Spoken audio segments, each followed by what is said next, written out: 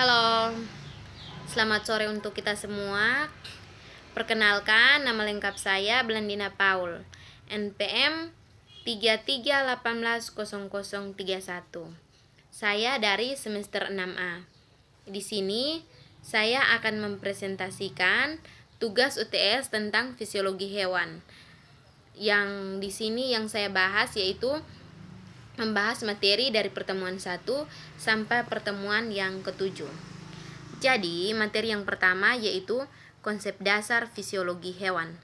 Berbicara tentang fisiologi hewan, yaitu ilmu yang mengatur fungsi normal tubuh dan berbagai gejala yang ada pada sistem hidup, serta pengaturan atas segala fungsi dalam sistem tersebut. Konsep dasar pada fisiologi hewan itu yang pertama, mekanisme. Nah, mekanisme ini adalah pandangan bahwa interaksi bagian-bagian dengan bagian lainnya dalam suatu keseluruhan atau sistem secara tanpa disengaja menghasilkan kegiatan atau fungsi-fungsi sesuai dengan tujuan. Yang kedua yaitu homeostatis. Nah, homeostatis ini adalah proses dan mekanisme otomatis yang dilakukan makhluk hidup untuk mempertahankan kondisi konstan agar tubuhnya itu dapat berfungsi dengan normal, meskipun terjadi perubahan pada lingkungan di dalam atau di luar tubuh. Yang berikut yaitu regulator. Nah, regulator adalah pihak yang mengatur, mengawasi, atau menegakkan peraturan di suatu kegiatan. Yang berikut yaitu homeostatis. Yang berikut yaitu homeokinesis. Nah, homeokinesis itu adalah mekanisme mempertahankan lingkungan internal dengan menghindar dari lingkungan eksternal yang tidak sesuai. Yang berikut yaitu adaptasi. Adaptasi adalah tanggapan terhadap perubahan lingkungan dalam upaya untuk mempertahankan makhluk hidup. Yang berikut yaitu aklimasi. Nah, aklimasi ini adalah perubahan fisiologi dapat balik yang membantu mempertahankan fungsi dari organisme dalam kondisi lingkungan yang berubah. Yang berikut yaitu aklimatisasi. Nah, berbicara tentang aklimatisasi ini adalah suatu upaya penyesuaian fisiologi atau adaptasi dari suatu organisme terhadap suatu lingkungan, yaitu lingkungan baru yang akan dimasukinya. Yang berikut yaitu toleransi. Nah, toleransi adalah sikap manusia dalam menghargai dan menghormati baik antara individu maupun antara kelompok. Jadi yang berikut kita lanjut pada struktur dan fungsi hewan. Nah, struktur dan fungsi hewan memiliki hubungan yang sangat erat. Keduanya itu merupakan satu kesatuan yang tidak dapat dipisahkan. Di mana yang pertama yaitu kita lihat jaringan. Nah, jaringan itu adalah kumpulan sel-sel dengan struktur dan fungsi yang sama. Jaringan ini dapat dibagi menjadi 4 bagian. Yang pertama, jaringan epitel. Yang kedua, jaringan ikat. Yang ketiga, jaringan saraf. Dan yang keempat itu jaringan otot. Nah, kita lihat jaringan yang pertama yaitu jaringan epitel. Jaringan epitel ini berbentuk lapisan-lapisan sel yang terkemas dengan rapat yang berfungsi sebagai pelindung bagian luar tubuh. Sedangkan jaringan ikat ini berfungsi sebagai pengikat atau penyokong jaringan lainnya. Yang berikut yaitu jaringan saraf. Nah, pada jaringan saraf yaitu unit fungsional jaringan saraf adalah neuron atau sel saraf yang berfungsi untuk merasakan adanya stimulus, menghantarkan sinyal dari satu bagian tubuh hewan ke bagian tubuh hewan lainnya. Kita lanjut jaringan yang berikut, yaitu jaringan otot. Nah, jaringan otot itu merupakan serabut otot yang mampu berkontraksi ketika dirangsang oleh impuls saraf. Oke, jadi sekarang kita lanjut organ dan sistem organ. Nah, berbicara tentang organ, yaitu kumpulan berbagai jenis, kumpulan beberapa jaringan untuk melaksanakan fungsi tertentu dalam tubuh. Misalnya, kulit tersusun atas berlapis-lapis jaringan. Jadi, sistem organ dibagi menjadi beberapa bagian. Yang pertama, pencernaan. Yang kedua, sirkulasi. Yang ketiga, respirasi. Yang keempat, ekskresi. Yang kelima, endokrin. Yang keenam, saraf. Yang ketujuh, reproduksi. Dan yang terakhir yaitu integumen. Nah, pada konsep homeostatis ini merujuk pada pemeliharaan ketahanan secara keseluruhan dalam tubuh. Pada homeostatis ini dapat menstabilkan tubuh dengan cara mengatur lingkungan internal yang berfungsi sebagaimana. Pada pemeliharaan lingkungan yang stabil memerlukan pemantauan konstan, terutama oleh sistem otak dan sistem saraf. Oke, jadi sekarang kita lanjut ya. Kita lanjut materi yang berikut, yaitu sistem peredaran darah hewan. Ada beberapa hewan yang perlu kita pelajari pada sistem peredaran darah. Yang pertama ada ikan, yang kedua ada amfibi, yang ketiga ada reptil, yang keempat ada aves, dan yang terakhir itu ada mamalia. Jadi kita lihat yang pertama yaitu ikan atau yang disebut dengan Pisces. Ikan yaitu semua jenis ikan, baik ikan laut atau ikan air tawar yang melakukan pernapasannya itu menggunakan insang. Jadi, mekanisme peredaran darah pada Pisces yaitu darah yang ada di serambi dialihkan ke bilik, lalu dari bilik masuk ke dalam insang melalui pembuluh nadi insang. Kemudian pada insang karbon dioksida akan dibuang dan diganti dengan oksigen.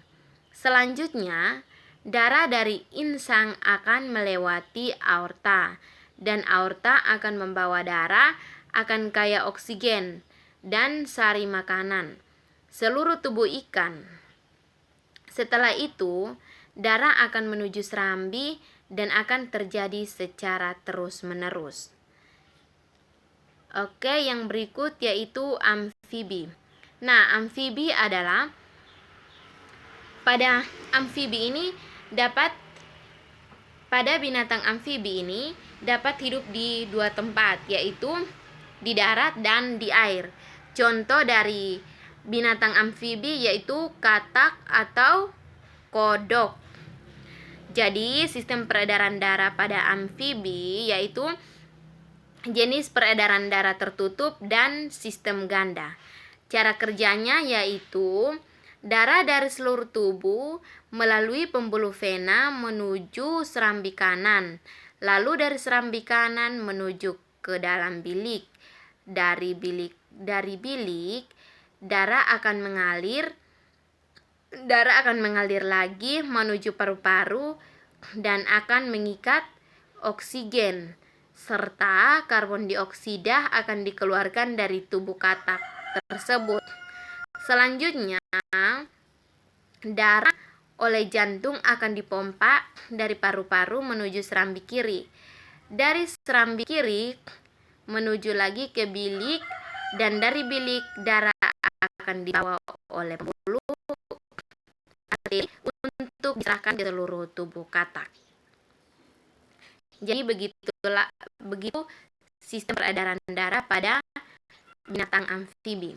Sekarang kita masuk pada sistem peredaran darah binatang yang berikut, yaitu reptil. Nah, reptil ini adalah hewan yang memiliki ciri fisik kulit bersisik dan dapat bergerak dengan cara merayap atau melata. Sistem peredaran darah pada reptil yaitu sistem peredaran darah tertutup dan berdarah ganda. Jadi, mekanisme sistem peredaran darah pada reptil yaitu mekanisme pernapasan pada reptil yaitu karbon dioksida masuk melalui serambi kanan, kemudian dari serambi kanan masuk ke dalam bilik dan oleh organ jantung dialirkan ke paru-paru. Jadi, ketika berada di paru-paru, karbon dioksida akan diganti menjadi oksigen. Lalu dari paru-paru dialirkan ke serambi kiri, dilanjutkan ke bilik kiri. Keluar dari bilik kiri, darah akan dialirkan ke seluruh tubuh yang diangkut oleh pembuluh nadi. Sekarang kita lanjut binatang yang berikut yaitu aves. Nah, aves ini sangat mirip dengan peredaran darah manusia. Jadi, pada sistem peredaran darah aves yaitu peredaran darah ganda dan peredaran darah tertutup. Pada mekanisme peredaran darah aves yaitu darah yang mengandung banyak oksigen akan mengalir keluar dari organ jantung menuju ke seluruh tubuh melewati pembuluh arteri. Kemudian darah akan berganti menjadi karbon dioksida dan dibawa oleh pembuluh vena masuk ke dalam serambi kanan, lalu darah diteruskan ke bilik kanan dan dipompa menuju organ paru-paru. Sementara di dalam paru-paru terjadi pergantian gas dari karbon dioksida menjadi oksigen. Proses selanjutnya, darah yang akan oksigen dari saring makanan akan dialirkan ke serambi kanan, kemudian ke bilik kiri dan keluar dari jantung masuk ke pembuluh arteri. Oke, kita lanjut yang berikut yaitu mamalia. Mamalia itu contohnya pada manusia. Jadi, sistem peredaran darah pada mamalia itu yaitu peredaran darah pulmonari dan peredaran darah sistematik. Jadi pada peredaran darah manusia itu dibagi menjadi dua, yaitu yang pertama peredaran darah pulmonari atau peredaran darah kecil, dan yang kedua yaitu peredaran darah sistemik atau peredaran darah besar. Nah, pada peredaran darah kecil yaitu dari jantung menuju arteri pulmonalis, lalu menuju paru-paru, lalu menuju vena pulmonalis jantung.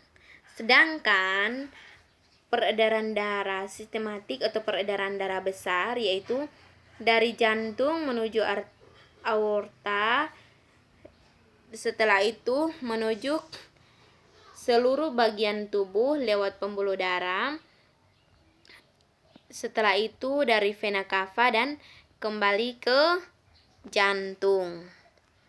Oke, sekarang kita lanjut materi yang berikut yaitu sistem pernapasan pada hewan. Jadi di sini yang kita bahas sistem pernapasan pada hewan itu kita perlu bahas beberapa hewan, yaitu yang pertama ada protozoa, insekta, cacing, Pisces, amfibi, reptil, aves atau yang disebut dengan burung, serta yang terakhir yaitu mamalia. Oke, jadi kita lihat yang pertama yaitu protozoa. Nah, contoh dari protozoa yaitu Amoeba sp.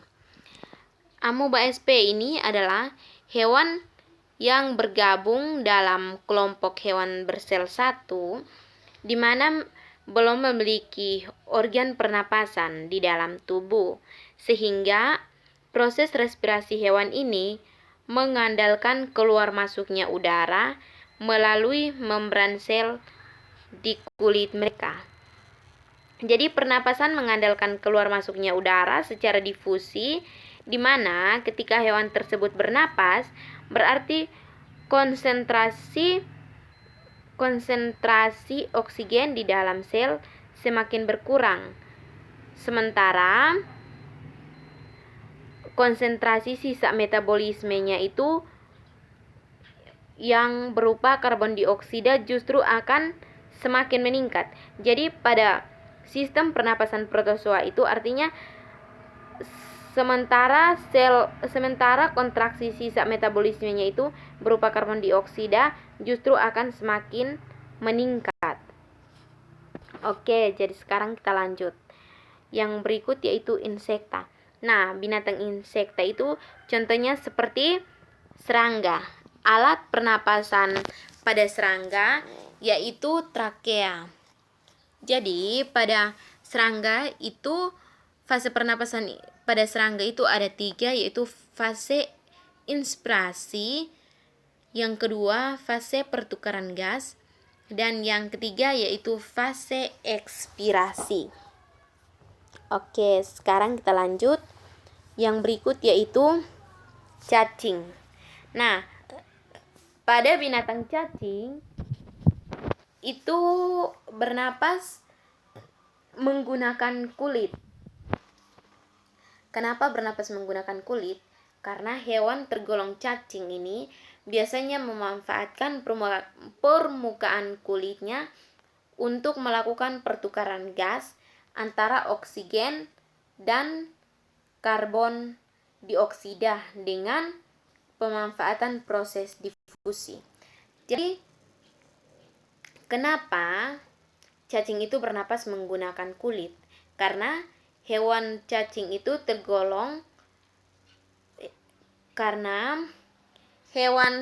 cacing itu biasanya memanfaatkan permukaan kulitnya untuk melakukan pertukaran gas antara oksigen dan karbon dioksida dengan pemanfaatan difusi. Oke, sekarang kita lanjut. Yang berikut yaitu Pisces. Pisces atau yang disebut dengan ikan. Pada proses pernapasan Pisces atau ikan ini bernapas menggunakan insang. Ikan ini melakukan sistem pernapasan dengan membuka dan menutup mulutnya sembari bergantian membuka dan menutup insangnya. Pada waktu mulut ikan terbuka, air tentu saja akan masuk ke dalam rongga mulut ikan, dan pada waktu ini biasanya ikan ini akan menutup. Hal ini akan membuat oksigen yang terlarut ke dalam air akan masuk secara difusi ke dalam pembuluh kapiler yang terdapat pada insang. Pada waktu mulut ikan tertutup, maka insang akan membuka yang akan menyebabkan air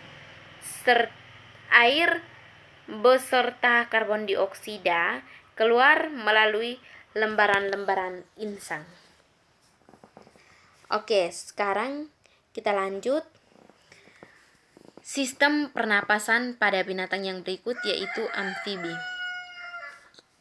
Jadi, amfibi atau hewan yang hidup di dua wilayah, yaitu hewan amfibi itu biasanya dapat hidup di darat dan dapat hidup di air. Contohnya katak atau kodok. Pada sistem pernapasan sistem pernapasan hewan amfibi ini bernapas menggunakan paru-paru, kulit, dan insang. Kenapa pada amfibi ini bernapas menggunakan kulit, paru-paru, dan insang?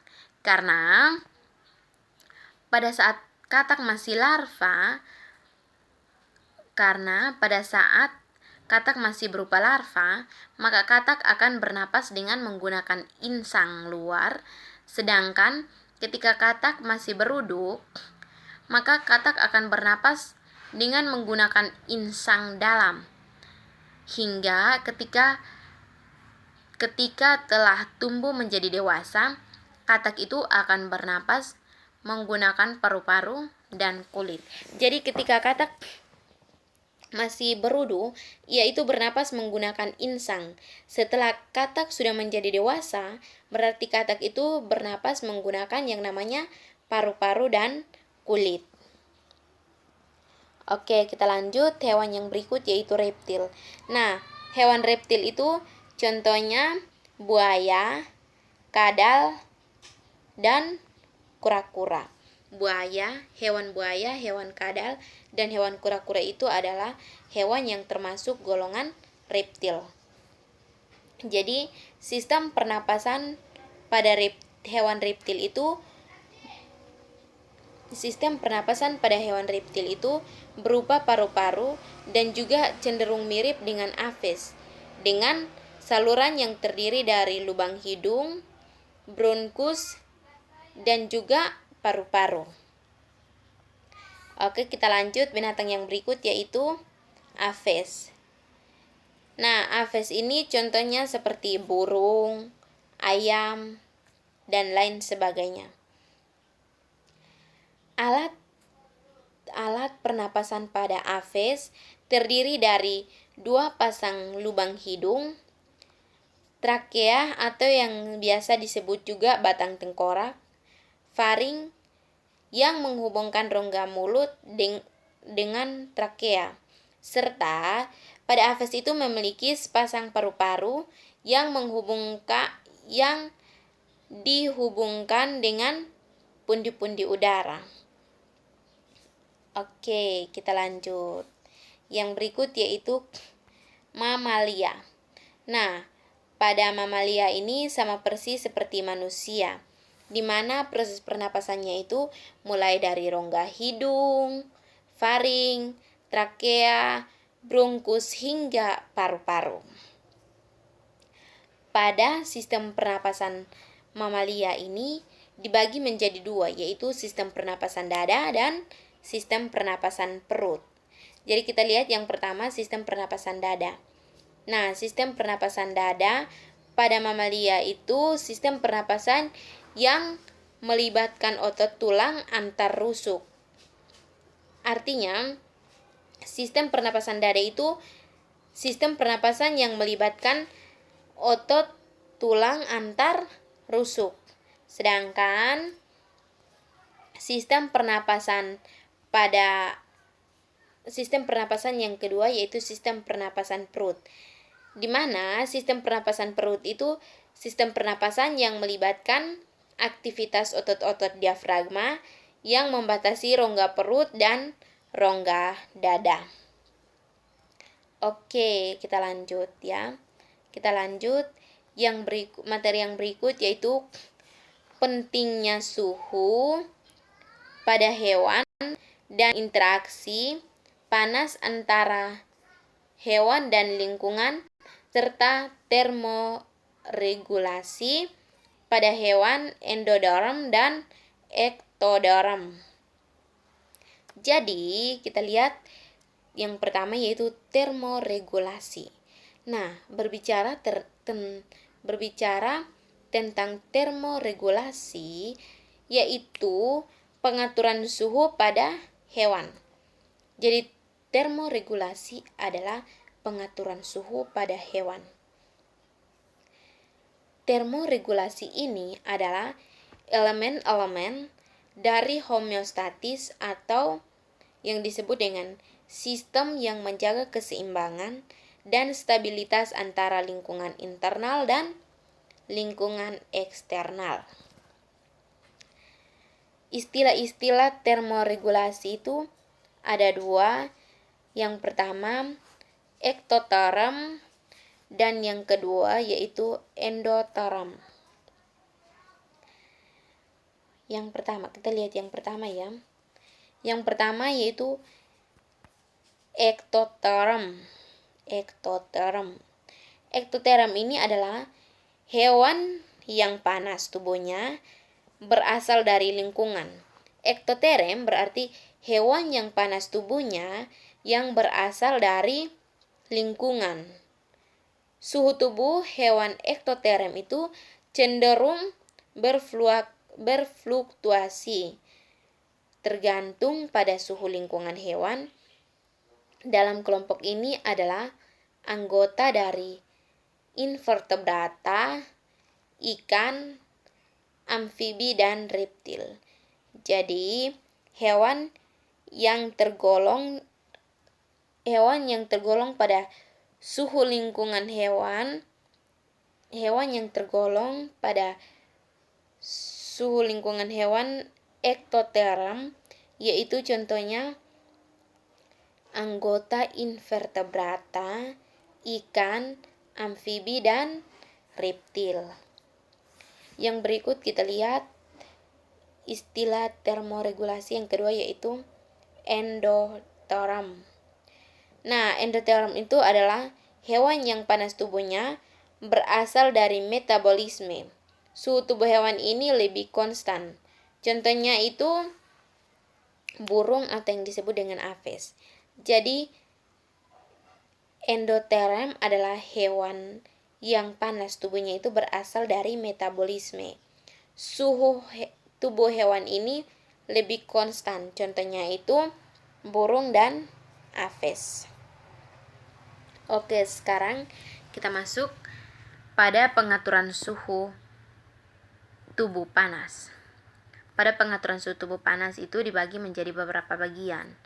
Dibagi menjadi 4 bagian. Yang pertama yaitu konduksi.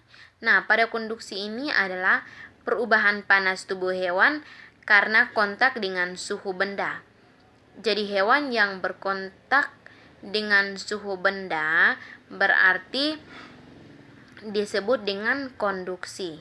Sedangkan konveksi adalah transfer panas akibat adanya gerakan udara atau cairan melalui permukaan tubuh. Yang berikut yaitu pengaturan suhu tubuh panas. Yang berikut yaitu radiasi. Nah, radiasi ini adalah emisi dari energinya elektromagnetik. Radiasi dapat mentransfer panas antar objek yang tidak kontak langsung. Yang berikut kita lanjut. Yang berikut yaitu evaporasi. Berbicara tentang evaporasi ini adalah proses kehilangan panas dari permukaan cairan yang ditransformasikan ke dalam bentuk gas. Evaporasi artinya proses kehilangan panas dari permukaan cairan yang ditransformasikan dalam bentuk gas. Oke, yang berikut yaitu sistem reproduksi pada hewan. Sistem reproduksi pada hewan. Sistem reproduksi pada hewan berbicara tentang reproduksi. Reproduksi itu adalah suatu proses biologis di mana suatu organisme individu baru diproduksi. Jadi pada sistem reproduksi hewan itu dibagi menjadi 2, yaitu reproduksi seksual dan reproduksi aseksual. Oke, kita lihat sistem reproduksi yang pertama. Sistem reproduksi yang pertama yaitu reproduksi aseksual atau vegetatif. Nah, pada reproduksi aseksual ini umumnya terjadi pada hewan vertebrata dan tidak dapat melibatkan alat reproduksi. Jenis reproduksi aseksual pada hewan itu yang pertama pembelahan biner, yang kedua pembelahan ganda, pembentukan tunas, yang berikut regenerasi, dan yang terakhir itu partegonesis. Sekarang kita lanjut sistem reproduksi yang kedua itu yaitu sistem reproduksi seksual. Sistem reproduksi seksual berarti sistem reproduksi yang melibatkan alat reproduksi, sel kelamin atau gamet jantan dan gamet betina serta proses pembuatan pembuahan atau fertilisasi. Nah, pada sistem reproduksi seksual itu dibagi menjadi dua, yaitu pembuahan di dalam tubuh induk betina atau yang disebut dengan fertilisasi internal dan pembuahan di luar tubuh induk betina atau yang disebut dengan fertilisasi eksternal. Oke, sekarang kita lihat perkembangan dan kelahiran embrio terjadi melalui 3 cara. Yang pertama yaitu ovivipar. Ovivipar atau yang disebut dengan hewan beranak. Ovivipar ini yaitu hewan yang embrionya berkembang dan mendapat makanan di dalam uterus atau rahim induk betina. Contoh hewan ovivipar yaitu kerbau, sapi, dan harimau. Yang berikut yaitu ovipar. Ovipar ini atau yang disebut dengan hewan bertelur. Nah, hewan ovipar atau hewan bertelur ini adalah hewan yang embrionya itu berkembang di dalam telur. Contoh hewan ovipar itu adalah merpati. Yang berikut yaitu ovovivipar. Ovovivipar atau yang disebut dengan hewan bertelur dan hewan beranak. Ovovivipar atau hewan bertelur dan beranak itu adalah hewan yang embrionya itu berkembang di dalam telur, tetapi telur berada di dalam tubuh induk betina. Saya ulangi, ovovivipar atau hewan bertelur dan beranak adalah hewan yang embrionya berkembang di dalam telur, tetapi telur berada di dalam tubuh induk betina. Contoh hewan ovovivipar atau bertelur dan beranak itu adalah katak dan ikan hiu. Oke, baik. Jadi materi kita cukup sampai di sini. Sekian dan terima kasih.